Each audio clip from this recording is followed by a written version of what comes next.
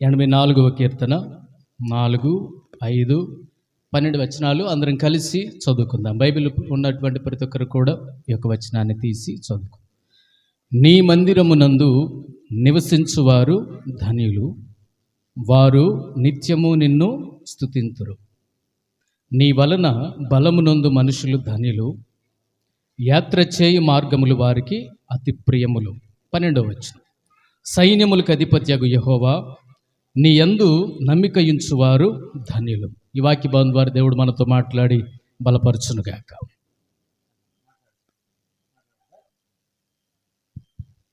Okay. 84వ కీర్తన కోరాహు కుమారులు రచించినటువంటి అత్యద్భుతమైనటువంటి అమోఘమైనటువంటి కీర్తన.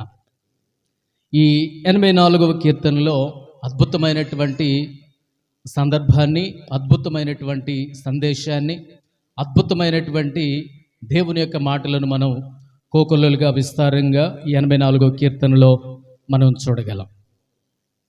ఈ 84వ కీర్తనలో మనం చదువుకున్నటువంటి ఈ 3 మాటల్లో నీ మందిరమునందు నివసించువారు ధన్యులు, 5వ వచనములో నీ వలన బలమునందు మనుషులు ధన్యులు, 12వ వచనంలో నీ యందు నమ్మికయుంచువారు ధన్యులు. క్రైస్తవ జీవితం ధన్యకరమైనటువంటి జీవితం. క్రైస్తవ జీవితం ధన్యకరమైనటువంటి జీవితం. మన యొక్క జీవితం ధన్యకరమైనటువంటి జీవితముగా ప్రభు అయినటువంటి యేసుక్రీస్తు వారు ఆశీర్వాదకరముగా, దీవెనకరముగా దేవుడు చేశాడు. ఈ 84వ కీర్తనలో మొదట్లో మనం చూస్తే రాజ్యం మారుమూలల నుండి యెరూషలేముకు వచ్చే ప్రయాణంలో దేవుని పిల్లలు సియోనుకు చేరేటటువంటి ఆ సందర్భంలో ఎన్నో కష్టాలు, ఎన్నో ప్రమాదాలు, అవహేళనలు, అవమానాలు, అరణ్యము, అడవి, ఇవన్నీ కూడా దాటి దేవుని పిల్లలు దేవుని మందిరమైనటువంటి సియోనుకు వాళ్ళు చేరుతారు. సియోనుకు వారు చేరి స్తుతులతో దేవుని వారు ఆరాధన చేస్తారు. వాళ్ళు రాజ్యం మారుమూల ప్రాంతంలో నుండి దేవుని పిల్లలు ఎన్నో కష్టాలు, ప్రమాదాలు, అవహేళనలు, అవమానాలు, అరణ్యము, అడవి మృగాలు, వీటన్నిటిని దాటి వాళ్ళు ఎక్కడికి వస్తున్నారంటే దేవుని మందిరమైనటువంటి సియోనుకు వాళ్ళు వస్తూ ఉన్నారు. ఈ అత్యద్భుతమైనటువంటి ఈ ప్రయాణములో మనము నేర్చుకోవడానికి చాలా విలువైనటువంటి పాఠాలే ఉన్నాయి. మనల్ని కూడా దేవుడు ఏం చేశాడంటే ఈ సంవత్సరం అంతా కూడా దేవుడు కాచి కాపాడి, ఈ సంవత్సరం అంతా కూడా దేవుడు మనలను నడిపిస్తూ ఇక్కడ దాకా మనలను దేవుడు తీసుకొని వచ్చాడు. ఈ 84వ కీర్తనలో మనం చదువుకున్నటువంటి వచన భాగంలో మందిరము గురించినటువంటి ప్రస్తావన మనం చూస్తాం. మందిరము అనంటే మనం బాగుపడే చోటది. మందిరము అనంటే మనం బాగుపడే చోటది, మనకు బోధ దొరికే చోటది, మనం సవరించబడతాం, మనం సరిదిద్దబడతాం. ఈ మందిర అనుభవంలో మనం నేర్చుకోవడానికి చాలా విలువైనటువంటి విషయాలే ఉన్నాయి. మాట్లాడుకోండి.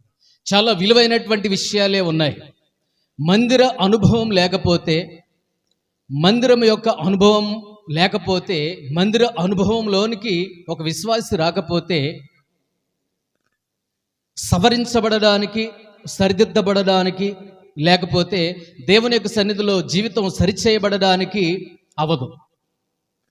అందుకనే దేవుని యొక్క మందిరములో మనం సరిచేయబడతాం. దేవుని యొక్క మందిరములో మనకు బోధ ఉంది.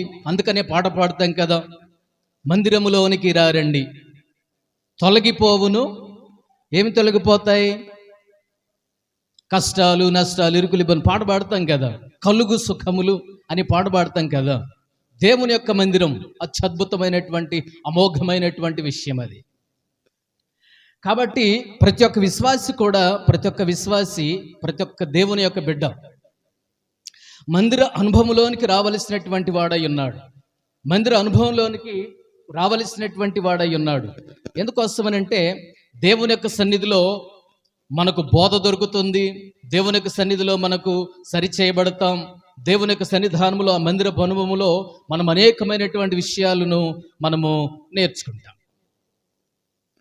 ఈ మందిరంలో అనుభవంలోనికి వచ్చిన తర్వాత అనేక ప్రాంతాల నుండి దేవుని పిల్లలు సియోనుకు చేరుకున్న తర్వాత ఎన్నో కష్టాలు దాటి ప్రమాదాలను, అవహేళనలను, అవమానాలు, అరణ్యము, అడవి మృగాలు ఇవన్నీ దాటుకుంటూ దేవుని మందిరానికి వచ్చినటువంటి విశ్వాస జీవితం నిజంగా ధన్యకరమైనటువంటి విశ్వాస జీవితమే.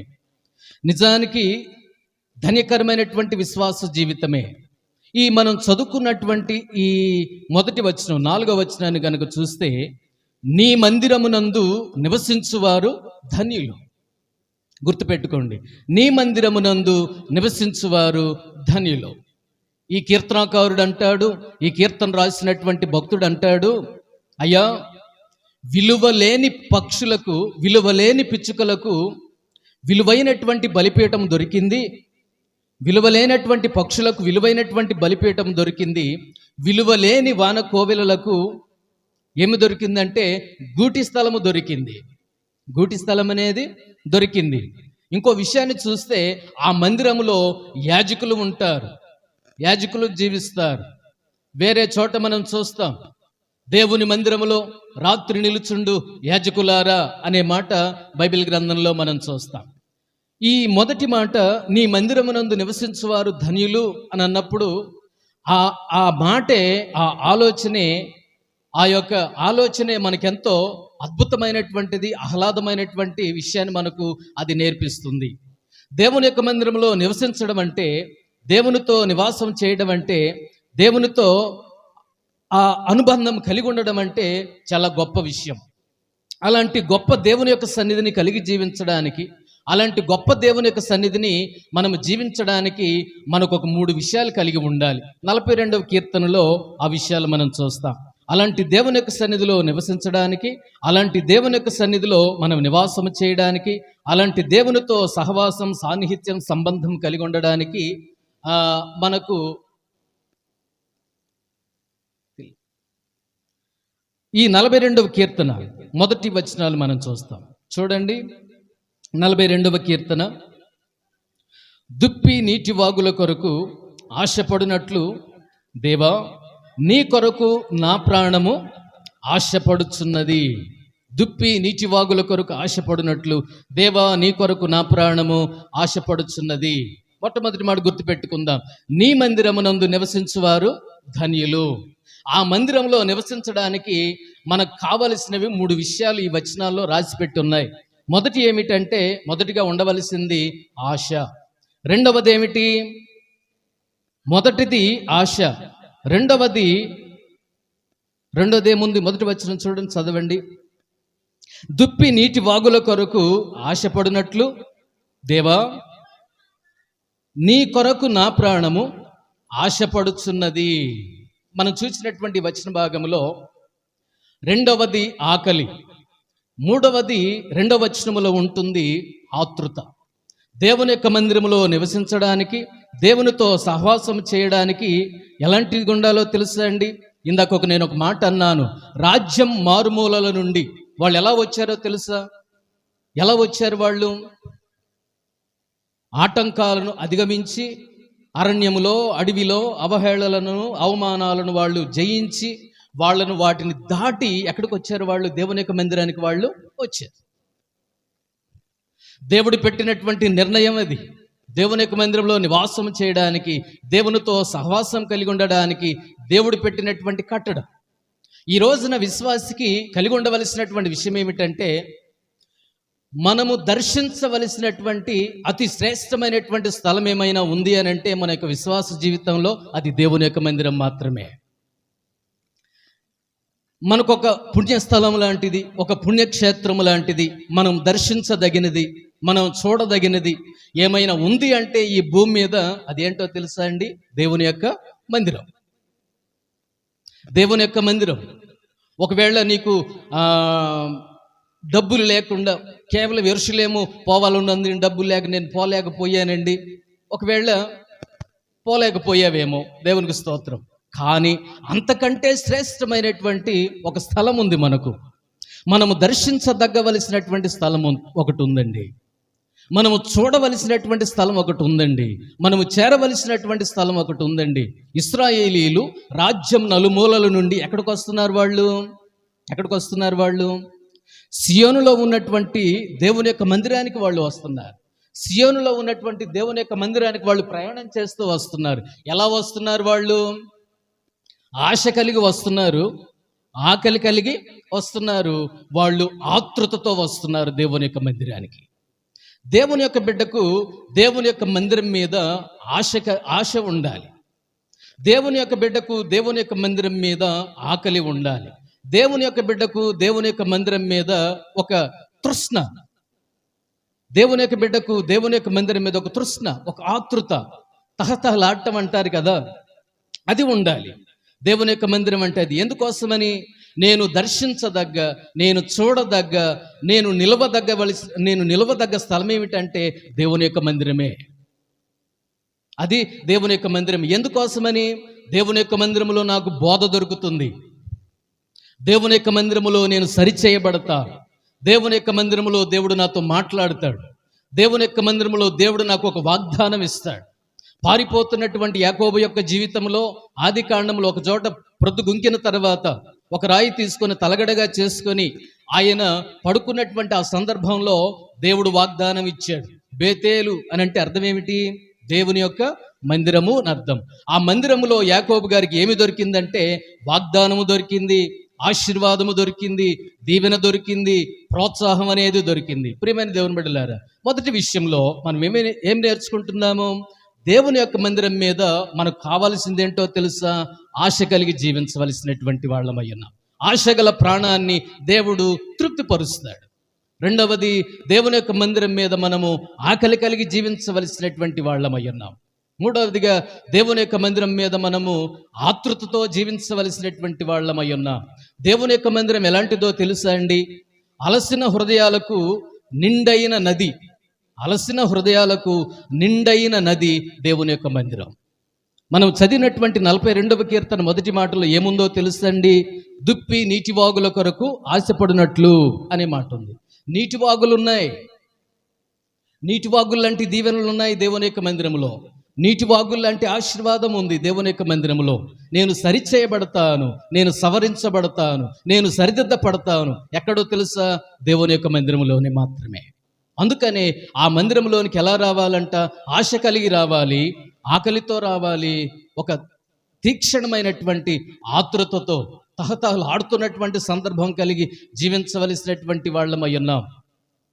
కొన్నిసార్లు ఈ ఆశ మనలో లేకపోతే, ఈ ఆకలి మనలో లేకపోతే, ఈ ఆతృత మనలో లేకపోతే దేవుని యొక్క సన్నిధిలో ఉన్నటువంటి ఆనందమును, దేవుని యొక్క సన్నిధిలో ఉన్నటువంటి సంతోషాన్ని మనం కోల్పోతాం. అందుకనే మనం చదువుకున్నటువంటి వచన భాగంలో నీ మందిరమునందు నివసించువారు ధన్యులు. మందిరములో పిచ్చుకలు ఉన్నాయి, మందిరములో వానకోవెలలు ఉన్నాయి, మందిరములో యాజకులు కూడా వాళ్ళు ఉన్నారు. పేతురు గారు అంటారు, మీరు రాజులైన యాజక సమూహం, మీరు రాజులైన యాజక సమూహం. కాబట్టి దేవుడు మనకిచ్చినటువంటి ఈ సియోను సమాజ ప్రార్థనా మందిరం దేవుడు మనకిచ్చినటువంటి ఒక బహుమతి. నేను సవరించబడతాను, నేను సరిదిద్దపడతాను, నేను దర్శించవలసినటువంటి స్థలం ఇది, నేను ఇక్కడ గడపవలసినటువంటి సమయం ఇది. ఇక్కడ మనకు జీవితంలో దేవుని యొక్క సన్నిధానంలో మనం ఆశ కలిగి జీవించాలి. ప్రేమైన దేవుని బిడ్డలారా, ఈ వార్షికోత్సవ సమయంలో మనం కొన్ని తీర్మానాలు, కొన్ని నిర్ణయాలు. డాక్టర్ గారు ఒక మాట, అమ్మ కొంచెం ముందు జరగండి, కొంచెం ముందుకు జరగండి, ఎక్కడ దాకా జరిగిందండి, ఎక్కడ దాకా జరిగింది?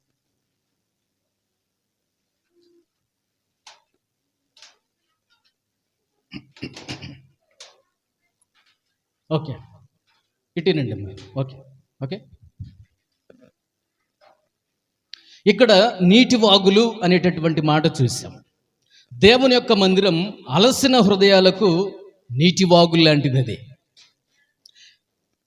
దేవుని యొక్క మందిరం అలసిన హృదయాలకు నీటి వాగు లాంటిది. కొన్నిసార్లు విశ్వాసి లేకపోతే దేవుని యొక్క బిడ్డ నీటి వాగులను వదిలి ఎండమావుల కోసం పరిగెత్తుతూ ఉంటాడు. అర్థమైందా? దేవుని యొక్క బిడ్డ కొన్నిసార్లు నీటి వాగులను విడిచి ఇటినాలి, అందరు ఇటినాలి. ఓకేనా? కొన్నిసార్లు దేవుని యొక్క బిడ్డ నీటి వాగులను వదిలి ఎండమావుల కోసం పరిగెత్తుతాడు. ఏమండి, ఎండమావుల కోసం పరిగెత్తి ఏం చేస్తాడంటే ఎండమావులను చూసి నీటి మడుగులు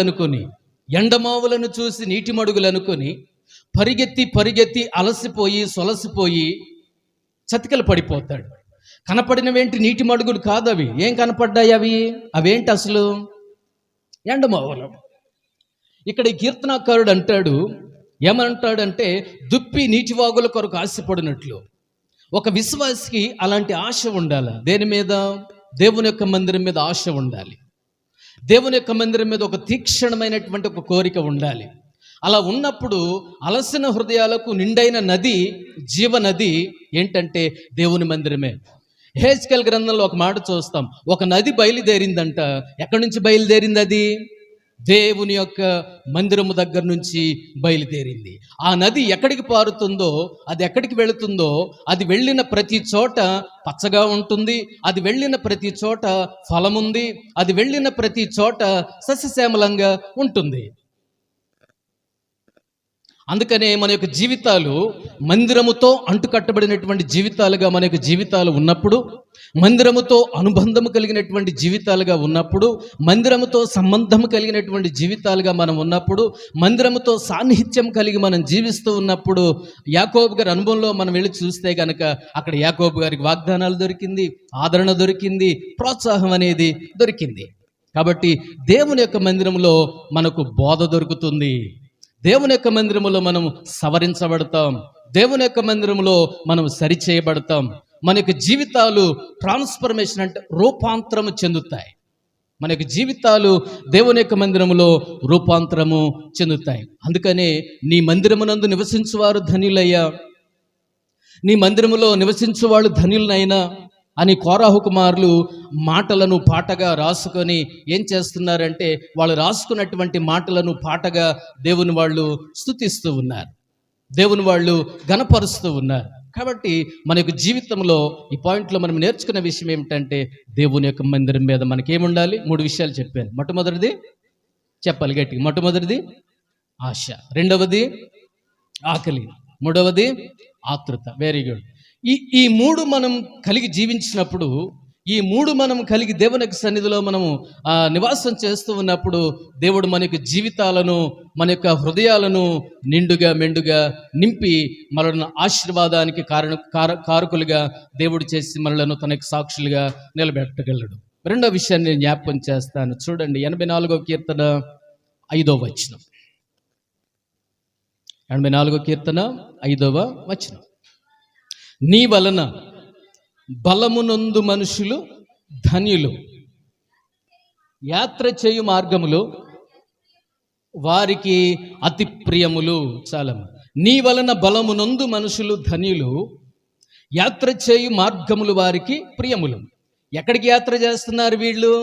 సియోనులో ఉన్నటువంటి దేవుని యొక్క మందిరానికి వీళ్ళు యాత్ర చేస్తూ ఉన్నారు. ఎలా యాత్ర చేస్తున్నారు వీళ్ళు?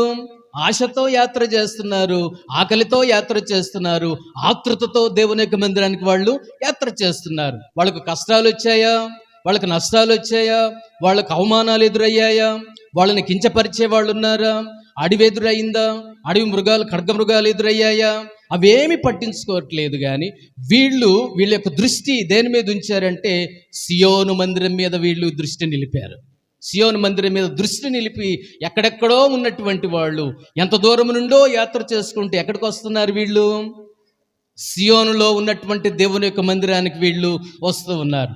ఈ యాత్రలో అద్భుతమైనటువంటి కొన్ని పాఠాలు మనం నేర్చుకుంటాం. ఈ మాటలో నీ వలన బలమునొందు మనుషులు ధన్యులు అంటే దేవునిలో బలము కలిగి ఆయన దగ్గరకు లేకపోతే ఆయన మందిరానికి వెళ్లేందుకు యాత్ర చేసేవాళ్ళు ధన్యులు. మొట్టమొదటిగా ఏమనుకున్నాము?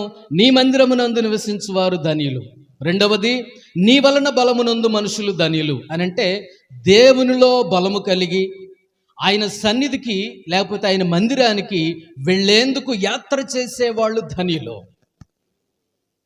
ఇందాక ఒక మాట అనుకున్నాం, ఈ భూమి మీద మనకు ఒక ప్రత్యేకమైనటువంటి స్థలం ఉంది అని అంటే మనం బాగుపడే చోటు ఒకటి ఉంది అని అంటే, మనము సరిచేయబడవలసినటువంటి చోటు ఒకటి ఉందంటే, మనము బాగుపడే చోటు ఒకటి ఉందంటే అదేమనుకున్నాం మనం? దేవుని యొక్క మందిరం మాత్రమే. ఆ మందిర అనుభవంలో బరువులు భుజాలు మారుతాయి, మన బంధాలు సంబంధాలు కట్టబడతాయి, గట్టిపడతాయి. ఏ అనుభవంలో? దేవుని యొక్క మందిర అనుభవంలో మన బరువులు భుజాలు మారుతాయి, మన సంబంధాలు కట్టబడతాయి, గట్టిపడతాయి. మన యొక్క జీవితాల్లో ప్రేమ, ఆప్యాయతలు, అనురాగాలు మందిర అనుభవంలో పెరుగుతాయి. ఎక్కడెక్కడి నుండో వచ్చారు వాళ్ళు, ఎక్కడెక్కడి నుండో వాళ్ళు ప్రయాణం చేసి వచ్చారు, ఎంతో దూరం నుండి వాళ్ళు నడిచి వచ్చారు. వాళ్ళ యొక్క అలసటను వాళ్ళు చూడట్లేదు, వాళ్ళ బలహీనతను వాళ్ళు చూడట్లేదు, వాళ్ళ యొక్క అలసిపోయినటువంటి దేహాన్ని వాళ్ళు చూడట్లేదు. దేని చూస్తున్నారంటే, అదిగో సీయోనులో ఉన్నటువంటి దేవుని యొక్క మందిరాన్ని చూడగానే వాళ్ళ నొప్పులన్నీ పోయాయి, వాళ్ళ అలసటంతా పోయింది. అంటే మనకి ఇక్కడ దొరికే విషయం ఏమిటంటే, దేవుని యొక్క మందిరములో మనము సేద తీర్చబడతాం. దేవుడు మనల్ని ఏం చేస్తాడు? దేవుని యొక్క మందిరంలో అలసిపోయినటువంటి మన హృదయాలకు, అలసిపోయినటువంటి మన యొక్క జీవితాలకు ఒక ఆదరణ, ఒక ప్రోత్సాహము, ఒక ధైర్యము, ఒక పురికొల్పు ఎక్కడ దొరుకుతాయి? దేవుని యొక్క మందిర అనుభవంలో దొరుకుతాయి. ఓకే, ఈ యాత్రా జీవితంలో వీళ్ళు నడుచుకుంటూ దేవుని యొక్క మందిరానికి వస్తూ ఉన్నప్పుడు కొన్ని విషయాలు ఉన్నాయి. అక్కడ ఒక్కోటి మనం క్లుప్తంగా మనం ధ్యానం చేసుకుందాం. చూడండి, ఆ 84వ కీర్తన 5వ వచనం చదవండి మళ్ళీ ఒకసారి. నీ వలన బలమునందు మనుషులు ధన్యులు. చాలమ్మా. ఇప్పుడు దేవుని యొక్క మందిరానికి వచ్చేవాళ్ళు, దేవుని యొక్క మందిరానికి యాత్ర చేసుకుంటూ వచ్చేవాళ్ళు, దేవుని యొక్క మందిరం మీద ఆశ కలిగి, ఆకలి కలిగి, ఆతృత కలిగి దేవుని యొక్క మందిరానికి వచ్చేవాళ్ళు, దేవుని యొక్క మందిరం దగ్గరికి వచ్చిన తర్వాత బలహీనులు ఏం చేయబడుతున్నారు? వాళ్ళు బలపరచబడుతున్నారు. బలహీనులు ఏం చేయబడుతున్నారు? బలపరచబడుతున్నారు. ఎవరిచ్చిన బలం అది? దేవుడిచ్చినటువంటి బలం, దేవుడిచ్చినటువంటి బలం, దేవుడిచ్చినటువంటి శక్తి. దేవుని యొక్క మందిర అనుభవంలో దేవుని దగ్గరకు వచ్చిన తర్వాత నా బలహీనతను దేవుడు ఏం చేశాడంటే తీసివేసి నన్ను బలపరిచాడు. అందుకనే భక్త పౌలు అంటాడు, నన్ను బలపరచువాని అంది నేను సమస్తమును చేయగలను అని అంటాడు. ఈ మందిర అనుభవంలో యాత్ర చేసుకుంటూ వచ్చిన తర్వాత ఇది ఒక రోజుతో అయ్యేది కాదండి. మన ప్రయాణము, మనం దేవుని దగ్గరికి రావడము, ఇది ఎప్పుడు నిరంతరం కూడా జరిగేటటువంటి ఒక ప్రక్రియ. అందుకని దేవుని యొక్క మందిరానికి నచ్చినప్పుడు కాకుండా, పని లేనప్పుడు కాకుండా, కుదిరినప్పుడు కాకుండా, నేను దర్శించదగ్గ, నేను చూడదగ్గ ఒక ప్రదేశం ఉంది. అదే దేవుడు నాకు ఇచ్చినటువంటి మందిరం, అదే దేవుడు నాకు ఇచ్చినటువంటి మందిరం, అదే దేవుడు నాకు ఇచ్చినటువంటి ఒక గొప్ప ప్రెస్టేజ్, నాకు గొప్ప హోదా, ఒక ప్రెస్టేజ్. ఎందుకోసమనంటే నా యొక్క జీవితంలో అక్కడ అన్నీ దొరుకుతాయి, నా యొక్క జీవితంలో అక్కడ అన్నీ దొరుకుతాయి. మనం చదివినటువంటి 5వ వచనంలో బలహీనులు బలపరచబడుతూ ఉన్నారు. రెండో విషయాన్ని నేను మీకోసం చూపిస్తాను. 84వ కీర్తన 7వ వచనం. వారు నానాటికి బలాభివృద్ధి నొందుచు ప్రయాణం చేయుదురు. రెండవదిగా, ఈ యాత్రా జీవితంలో దేవుని మందిరానికి వస్తున్నప్పుడు, దేవుని దగ్గరకు వస్తూ ఉన్నప్పుడు, రెండవదిగా మన బలాభివృద్ధి పొందుతుంది. ఇందాకేమైంది? బలహీనులు బలపరచబడుతున్నారు. రెండవదిగా ఏం జరుగుతుంది? ఈ బలము అంతటితో ఆగకుండా అదేమవుతుంది? అది అభివృద్ధి, బలాభివృద్ధి పొందుతున్నారు వాళ్ళు. ఎక్కడ? వాళ్ళు దేవుని యొక్క మందిరములో, దేవుని యొక్క మందిర అనుభవంలో వాళ్ళు బలాభివృద్ధి పొందుతున్నారు. వాళ్ళు ఈ బలము తాత్కాలికమైనటువంటి బలము కాదు, ఈ బలము కొంతవరకు ఉండేటటువంటి బలము కాదు, ఇది ఎప్పటికీ అభివృద్ధి పొందేటటువంటి బలం. కీర్తన గ్రంథంలో మనం చూస్తాం, వారు ముసలితనమందు ఏం పెడతారు? వాళ్ళు చిగురు పెడతారు. అంటే ఇక్కడ ఒక విషయం నేర్చుకోవాలి మనం. శరీరానికి ముసలితనం వస్తుందేమో, శరీరానికి ముడతలు వస్తాయేమో, కానీ విశ్వాస జీవితానికి ఏమి రాకూడదు? ముడతలు రాకూడదు, ముసలితనం రాకూడదు. శరీరానికి వస్తుంది, శరీరానికి ముడతలు వస్తాయి, శరీరానికి బలహీనత వస్తుంది. కానీ మనం దేవుని మందిరానికి వచ్చే ఆశ, దేవుని మందిరంలో గడిపేటటువంటి ఆ సహవాసములో మన విశ్వాస జీవితంలో ఏమి రాకూడదంటే ముసలితనము రాకూడదు, ముడతలు కూడా రాకూడదు. ఎందుకు వస్తుందంటే మన విశ్వాస జీవితాన్ని దేవుని మందిర అనుభవంలో ఫ్రెష్గా ఉంచుకోవాలి. మన యొక్క జీవితాన్ని, మన విశ్వాస జీవితాన్ని తాజాగా ఉంచుకోవాలి. మన యొక్క విశ్వాస జీవితాన్ని దేవుని యొక్క మందిర అనుభవంలో తాజాగా ఉంచుకోవలసినటువంటి వాళ్ళమై ఉన్నాం. ఇప్పుడు కూరగాయలు తాజాగా లేవనుకోండి, మనం తీసుకుంటామా? తీసుకోం. ఫ్రెష్గా ఉండాలి.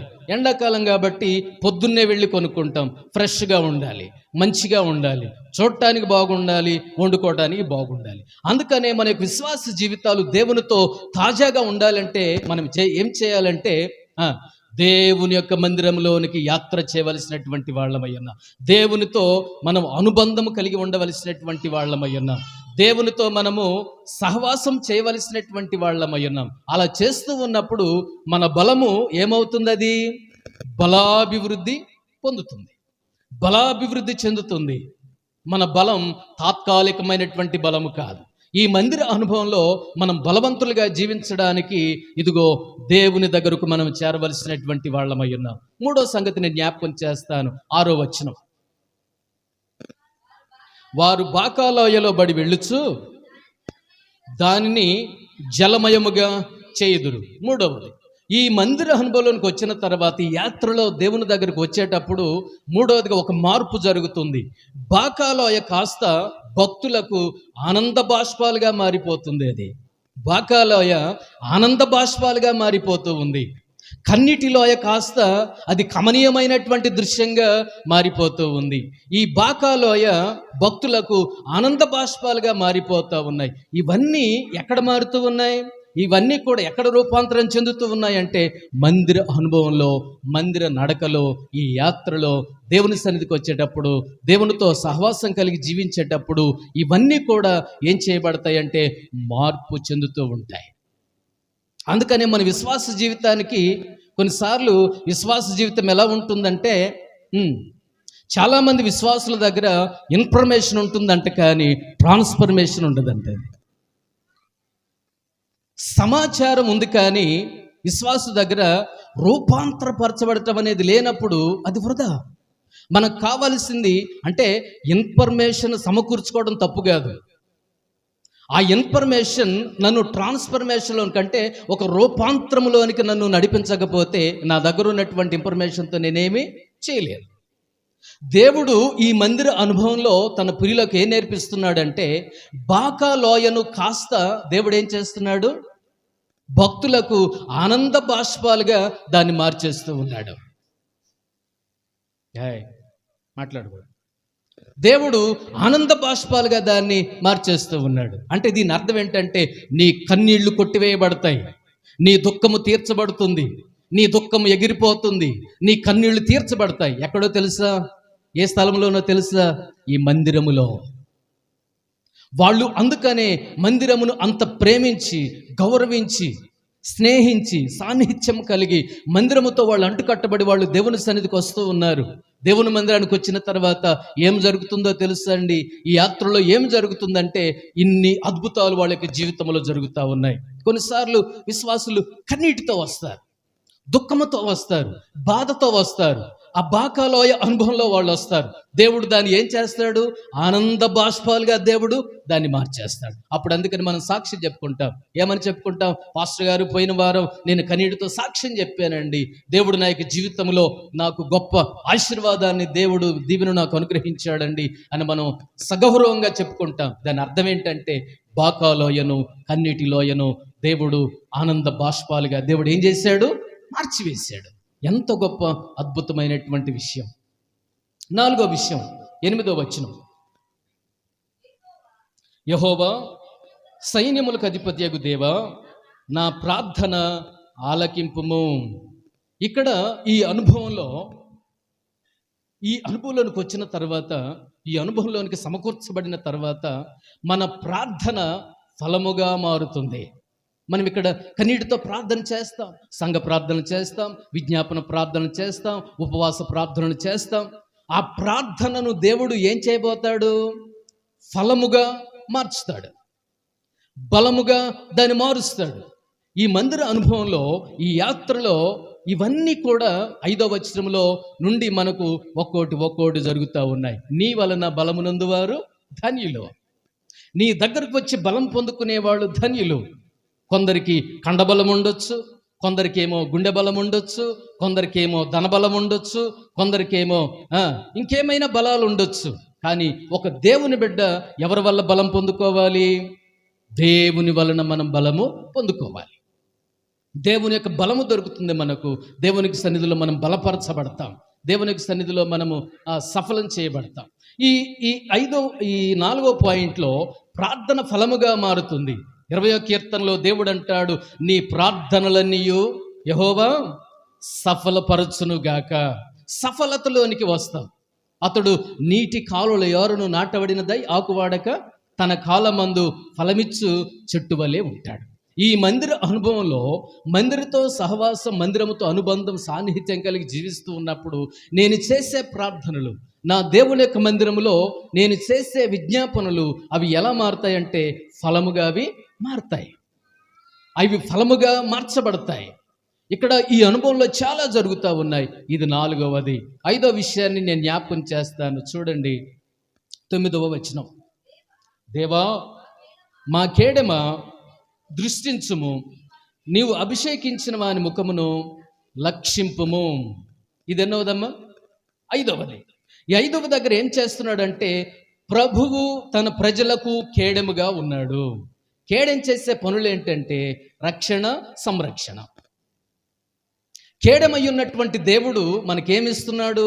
రక్షణ ఇస్తున్నాడు, సంరక్షణను కూడా దేవుడు అనుగ్రహిస్తూ ఉన్నాడు. ఎందుకోసమని? దేవుడు కేడెం కాబట్టి, ఆయన కాపాడేవాడు కాబట్టి, ఆయన రక్షించేవాడు కాబట్టి, ఆయన మన చుట్టూ కంచెగా ఉన్నాడు కాబట్టి 139వ కీర్తనలో ఆయన మన చుట్టూ వలయముగా ఉన్నాడు. ఏమండి, ఇన్ని గొప్ప లాభాలు ఉన్నాయండి. ఏ అనుభవంలో ఉన్నాయి? దేవుని యొక్క మందిర అనుభవంలో ఇన్ని గొప్ప లాభాలు ఉన్నాయి. ఇంత గొప్ప శ్రేష్టమైనటువంటి మాటలు ఉన్నాయి. ఇన్ని గొప్ప అద్భుతమైనటువంటి విషయాలు ఇక్కడ ఉన్నాయి. దేవుని యొక్క మందిర అనుభవంలో ఇన్ని శ్రేష్టమైనటువంటి సంగతులు ఉన్నాయి. ఏం జరుగుతుంది అక్కడ? కేడమై ఉన్నటువంటి దేవుడు మనకు రక్షణ అనుగ్రహించేవాడు, మనకు సంరక్షణ కూడా దేవుడు అనుగ్రహించేవాడు. ప్రార్థనలో మనం సఫలపరచబడుతూ ఉన్నాము. కేడము అన్నటువంటి దగ్గర మనము సంరక్షించబడుతూ ఉన్నాం. సఫలత, సంరక్షణ. ఇంకో విషయం నేను జ్ఞాపకం చేస్తాను. 10వ వచనం చూడండి. నీ ఆవరణములో ఒక దినము గడుపుట 1000 దినముల కంటే శ్రేష్టం. ప్రార్థనలో సఫలత వచ్చింది. కేడమైనటువంటి దేవుడు మనలను సంరక్షించాడు. ఇక్కడ ఇంకో విషయం జరుగుతుంది. ఏంటంటే సంతృప్తిగా మారిపోతుంది. ప్రభువుతో సహవాసం మనకు ఎలా ఉంటుంది? అది సంతృప్తికరంగా ఉంటుంది. దేవునితో సహవాసం చేర్చుడు, దేవుని మందిరంతో సహవాసం చేర్చుడు, దేవునితో సన్నిహిత్యం కలిగి ఉండు, దేవునితో సంబంధం కలిగి జీవించడం నేర్చుకుంటున్నప్పుడు మన యొక్క జీవితాల్లో ఏమొస్తుందంటే సంతృప్తిగా ఉంటుంది, తృప్తిగా ఉంటుంది. కీర్తనల గ్రంథాలు మనం చూస్తాం, నీ మందిరములో ఉన్నటువంటి సమృద్ధి చేత మేము సంతృప్తిగా ఉన్నాము అని అంటాడు భక్తుడు. సంతృప్తి, తృప్తి ఇవన్నీ ఎక్కడున్నాయి అంటే దేవుని మందిరంలో ఉన్నాయి, దేవుని దగ్గర ఉన్నాయి. లోకం వెంబడిపోతే లోకం నిన్ను ఎప్పటికైనా వట్టి చేతులతోనే నిలబెడుతుంది. దేవుడు సమృద్ధినిచ్చేవాడు. తప్పైన కుమారుడు ఉన్నాడండి. సమృద్ధిలో నుండి లోకానికి వెళ్ళిపోయాడు. సమృద్ధిలో నుండి ఎక్కడికి వెళ్ళిపోయాడు? బయటికి వెళ్ళిపోయాడు. కానీ బుద్ధి వచ్చింది, దిద్దుకున్నాడు, సరైనటువంటి త్రోవలోనికి వచ్చాడు. తండ్రి ఏం చేశాడు? హోదాకు సూచనగా ఉన్నటువంటి ప్రత్యేకమైనటువంటి వస్త్రాన్ని తొడిగించాడు. ఆయన తృప్తి కలిగినటువంటి జీవితం మన యొక్క హృదయాలు. అందుకని ఒక మాట అన్నాను, అలసిన హృదయాలకు నిండైన నది దేవుని యొక్క మందిరం. అక్కడ మనం ఏం నేర్చుకున్నాం? ఆశ, ఆకలి, ఆతృత మనం నేర్చుకున్నాం. అవి కలిగి లేకపోతే, ఒక వ్యక్తికి ఆకలి లేదు అంటే ఏదో తేడా జరిగింది. దేవుని మందిరం మీద ఆశ లేదా, దేవుని మందిరం మీద ఆకలి లేదా, దేవుని మందిరం మీద ఆతృత లేదా, ఏదో వంటకి నేను అలవాటు పడిపోయాను, ఏదో తిండికి నేను అలవాటు పడిపోయాను. లోకములో ఉన్నటువంటి తిండికి అలవాటు పడిపోయి దేవుని భోజనపు బల్ల దగ్గరకు రాలేకపోతే నాకేదో అనారోగ్యమే జబ్బే చేసింది. ఈ 2 పాయింట్లు మనం అనేక విషయాలు మనం నేర్చుకుంటున్నాం. ప్రభు సహవాసం మనకు సంతృప్తిగా మారిపోతుంది. ఇంకో విషయం, 7వ సంగతి నేను చెప్తాను. 11వ వచనం చూడండి. దేవుడైన యెహోవా సూర్యుడును కేడమునై ఉన్నాడు. చాలు. ఇక్కడ 7వదిగా ఈ పాయింట్లో చివరి మాట ఏమిటంటే ప్రకాశించే వెలుగు. ఈ ప్రకాశించే వెలుగు మన మార్గముల మీద. అందుకని 119వ కీర్తన 105వ వచనంలో భక్తుడు అంటాడు, నీ వాక్యము నా పాదములకు దీపము, నా త్రోవకు వెలుగు. ఈ ప్రకాశించే దేవుడు, ఈ ప్రకాశించే వెలుగు మనకేం చేస్తున్నాడంటే, మనకేం కలుగజేస్తున్నాడు?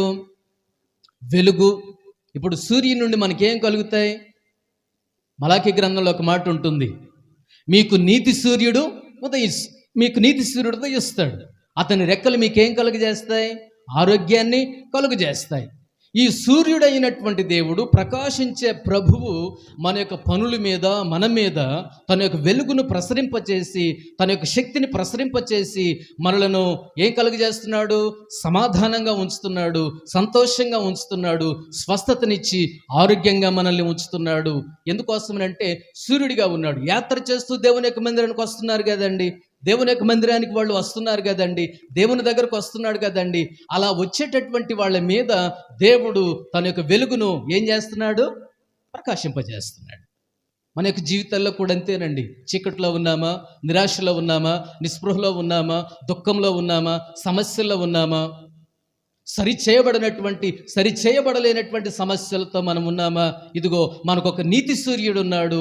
ఆ సూర్యుడి వల్ల మనకు సంతోషము, సమాధానము, ఆరోగ్యము, ఆనందము ఇవన్నీ కూడా మన యొక్క జీవితాల్లో ఉన్నాయి. ఇదిగో దేవుని యొక్క మందిరాన్ని ప్రేమించు, దేవుని యొక్క మందిర అనుభవంలోనికి జీవించు, దేవుని యొక్క మందిరానికి ఇదిగో వస్తూ పోతూ దేవుని యొక్క మందిరాన్ని దర్శించేవాడిగానే ఉండు. నీ యొక్క జీవితంలో ఎక్కడ దర్శించకపోయినా నీకు ఒక పుణ్యస్థలం లాంటి కేంద్రం ఒకటి ఉంది. నువ్వు సరిచేయబడవలసినటువంటి కేంద్రం ఒకటి ఉంది. ఇదిగో నిన్ను సరిదిద్దవలసేటటువంటి కేంద్రం ఒకటి ఉంది. అదే దేవుని యొక్క మందిరం. దేవుని యొక్క మందిరం అంటే ఆత్మీయుల సమ్మేళన సహవాస కేంద్రం అని అంటారు. ఈ ఆత్మీయుల సహవాస సమ్మేళన కేంద్రంలో బరువులు భుజాలు మారుతాయి. అక్క దీని గురించి ప్రార్థన చేయి, అన్న దీని గురించి ప్రార్థన చేయి, ఇదిగో నా పిల్లల గురించి ప్రార్థన చేయి అంటే ఈ బాధలు, ఈ కన్నీళ్లు, నిరాశ, నిస్పృహలను ఒకళ్ళతో ఒకళ్ళు ఏం చేసుకుంటాం? మందిర అనుభవంలో పంచుకుంటాం. అందుకనే మొదట్లో ఒక మాట అన్నాను, ఈ మందిర అనుభవంలో బంధాలు కట్టబడతాయి, బంధాలు గట్టిపడతాయి, బరువులు భుజాలు మారుతాయి. అందుకనే మందిరంలో మనం కూడుకొనవలసినటువంటి వాళ్ళమై ఉన్నాం. మందిర అనుభవంలోనికి మనం రావలసినటువంటి వాళ్ళమై ఉన్నాం. ప్రకాశించే వెలుగు, ప్రకాశించే సూర్యుడు మన మీద, మన సమస్త పనుల మీద దేవుడు ఆయన తన యొక్క వెలుగును ఉంచి మనల్ని నింపే గొప్ప దేవుడు అయినాడు. చివరి మాట చదివి మనం ప్రార్థన చేసుకుందాం. 84వ కీర్తన 12వ వచనం.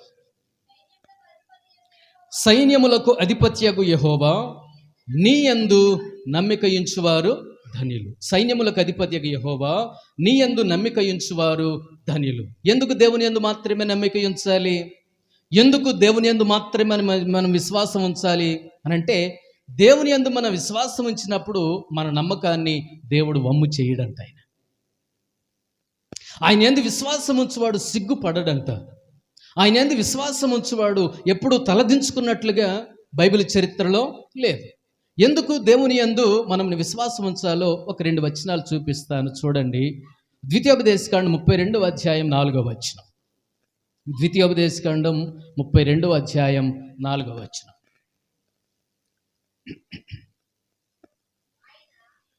చదవండి.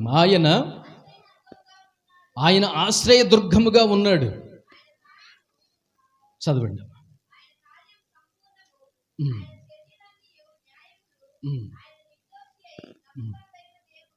చాలమ్మ. ఆయన నిర్దోషి అయి నమ్ముకొనదగిన దేవుడు. ఆయన ఏం చేస్తాడో తెలుసా? ఆయన ఆశ్రయ దుర్గంగా ఉన్నాడు. ఆయన కార్యము సంపూర్ణము, ఆయన చర్యలనియు న్యాయములు. ఆయన నిర్దోషి అయి నమ్ముకొనదగిన దేవుడు. ఆయన నీతిపరుడు, యథార్థపరుడు. ఎందుకు ఆయన యందు మాత్రమే నమ్మకం ఉంచాలి? ఆయన న్యాయం చేసే దేవుడు అండి, ఆయన న్యాయకర్త అండి. ఆయన న్యాయం తీర్చినట్లుగా ఎవరూ తీర్చలేరండి. అందుకని మన దేవుడు న్యాయవంతుడిగా ఉన్నాడు. మన దేవుడు న్యాయవంతుడిగా మన యొక్క విషయంలో ఆయన జీవిస్తూ ఉన్నాడు. ఇంకో విషయం చూపిస్తాను. కీర్తన 46:1 46వ కీర్తన 1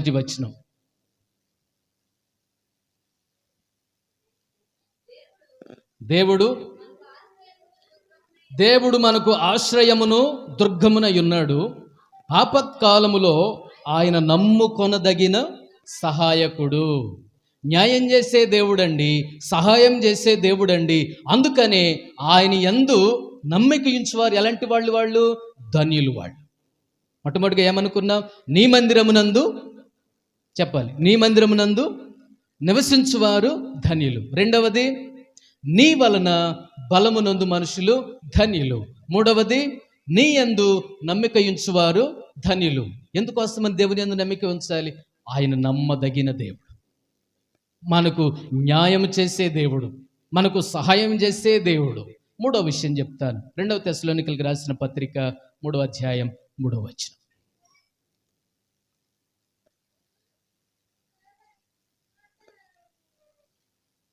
అపోస్తలుడైన పౌలు గారు తెస్సలోనికీయులకు రాసిన 2వ పత్రిక 3వ అధ్యాయం 3వ వచనం చదవండి. అయితే ప్రభువు నమ్మదగినవాడు, ఆయన మిమ్మును స్థిరపరిచి దుష్టత్వము నుండి కాపాడే దేవుడైన. దేవుడు ఎలాంటి వాడు? స్థిరపరిచే దేవుడు. ఎందుకు దేవుని యందు విశ్వాసం ఉంచాలండి?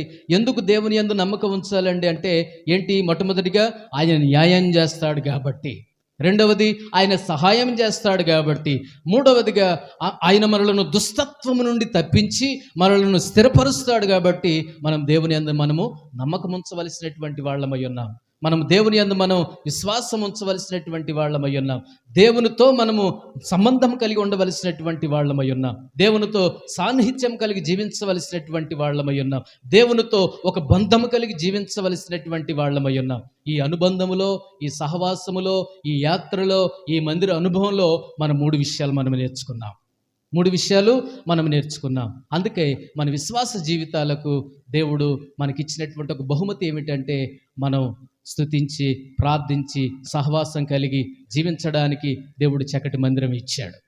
ఆ మందిరం మీద 3 విషయాలు నేను చెప్పాను. ఆ మందిరం మీద మనకు ఏముండాలి? ఆశ, రెండవది ఆకలి, మూడవది ఆతృత. రెండవది ఏమనుకున్నాము? దేవుని యొక్క మందిరం దేవుని దగ్గరకు వచ్చేటప్పుడు, దేవుని బలము కలిగి దేవుని దగ్గరకు సమకూర్చబడేటప్పుడు తన ప్రియుల మీద, తన బిడ్డల మీద దేవుడు మనకు అనేకమైనటువంటి గొప్ప విషయాలు, ఒక 7 మనం నేర్చుకున్నాం. మొట్టమొదటి ఏం నేర్చుకున్నాం? బలహీనులు ఏం చేయబడుతున్నారు? బలపరచబడుతున్నారు. మన బలము రెండవదిగా ఏం చేయబడుతుంది? బలాభివృద్ధి పొందుతుంది. బాకాలోయ కాస్త ఏమైంది? భక్తులకు ఆనంద బాష్పాలుగా మారిపోయింది. 4వదిగా ప్రార్థన ఫలముగా మారిపోయింది.